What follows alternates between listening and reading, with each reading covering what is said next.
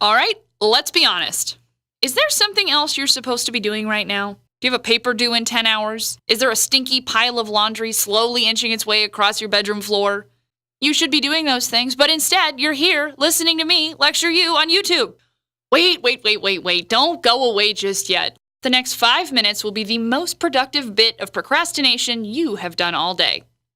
And you're not the only one procrastinating. Thanks to a suggestion by one of our viewers, today's episode of Wellcast is going to bring you a 3-step program to wrangle your monster of procrastination into submission.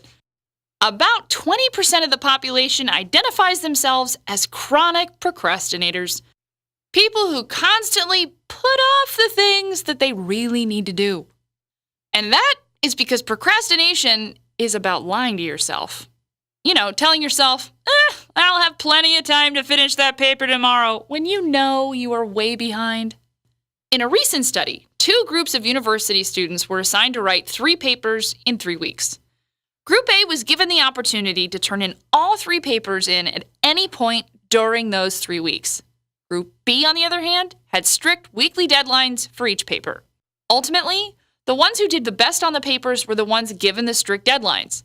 Group A, the students who had to pick their own deadlines, they did pretty poorly. Clearly, humans are not the best at regulating themselves. So, when it comes to procrastination, you have to trick yourself into getting the job done. And this brings us to our Wellcast 3-step method for stopping procrastination. Please pause and print out your worksheet at watchwellcast.com. Okay, are you ready? Step 1. Eat an elephant. Hey, how do you eat an elephant? 1 bite at a time. Look, what I'm saying is, you need time to digest, or you're going to make yourself sick. Reward yourself for getting through parts of the project, rather than waiting to reward yourself after the whole thing's over. Okay, procrastinator. Think about that one project that you really need to get done. But calm down. Instead of letting it overwhelm you, organize that project into small, bite-sized, manageable segments. Think about what needs to get done and write down what you're going to be doing to tackle this project hour by hour and make it specific. By breaking down this giant project into smaller tasks, this elephant will become a lot less daunting. Step 2. Pick out the itsy-bitsy goblins instead of going for the whole dragon.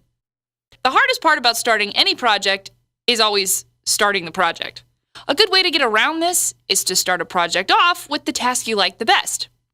Listen, when you do something that you like, your brain releases dopamines, which makes you happy. Maybe it's decorating the cover of a report or writing a snappy intro into an otherwise incredibly boring paper. Step 3. Ignore the siren songs. Seriously, this step is straight out of Homer's epic poem, The Odyssey. In The Odyssey, our protagonist Ulysses is trying to get home.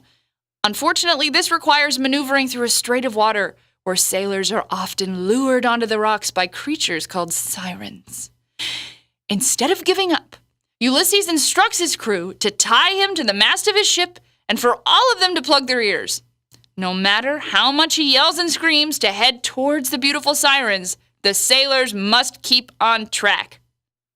We're not saying that you need to actually tie yourself up to anything, but you should plan to clear any distractions that will hamper your ability to procrastinate later. For example, if you're a sucker for Facebook or online video games, have your parents or your roommates change the internet password to keep you on track for studying. The less temptations you give into or have the ability to give into, the better you'll be at acing that exam. Okay, kiddos, let's recap. The best way to get around procrastination is to trick yourself into doing the work. It's true, though.